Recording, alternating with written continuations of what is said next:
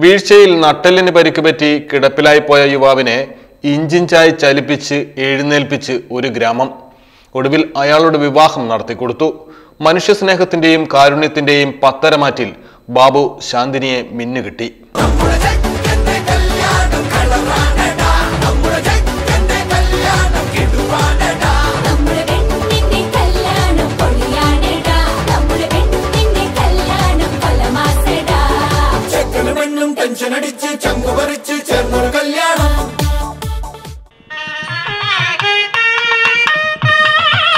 പരേതനായ കുട്ടിനാരായണന്റെ മകൾ ശാന്തിനി പാലക്കാട്ട് നിന്നും അരവിന്ദാക്ഷൻ എന്ന ബാബുവിന്റെ ജീവിതത്തിലേക്ക് എത്തുമ്പോൾ മലപ്പുറം ജില്ലയിലെ കാടാമ്പുഴയ്ക്കടുത്ത് മാറാക്കര എന്ന ഗ്രാമം സമാനതകളേതുമില്ലാതെ ധന്യമാവുകയാണ്.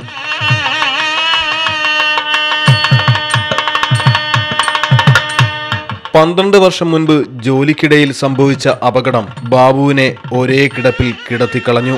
നട്ടെല്ലിന്റെ ക്ഷതത്തിൽ കിടന്ന് ബാബു സഹിച്ചത് തീ തിന്നുന്ന വേദനകൾ. പക്ഷേ ഒരു നാട് മുഴുവൻ ബാബു എന്ന യുവാവിനോട് ഐക്യദാർഢ്യപ്പെട്ടു.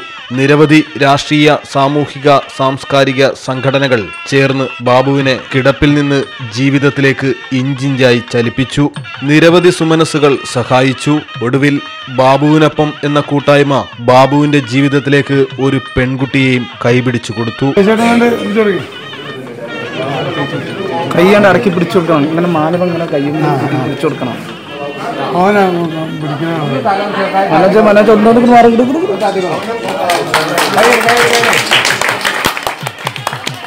അങ്ങനെയാണ് കാടാമ്പുഴ കൊണ്ടംകടവത്ത് കോരുവിന്റെ മകൻ ബാബുവിന്റെ ജീവിതത്തിന് താങ്ങും തണലുമായി പാലക്കാട് പെരിങ്ങോട് കടവാരത്ത് വീട്ടിൽ ശാന്തിനി എത്തുന്നത്. പെരിങ്ങോട് ശ്രീരാം ഹാളിൽ വെച്ചായിരുന്നു താലികെട്ട്. വൈകിട്ട് കാടാമ്പുഴ ലാംസി ഓഡിറ്റോറിയത്തിൽ വെച്ച് വിവാഹ സൽക്കാരവും നടന്നു. News bureau, Kadampuzha. ഇനി മനോഹരമാകട്ടെ മംഗല്യം. കവിത ഗോൾഡൻ ഡയമണ്ട്സ്, വളാഞ്ചേരി, ഒറ്റപ്പാലം, ചെറുപ്പളശ്ശേരി, പൊള്ളാച്ചി.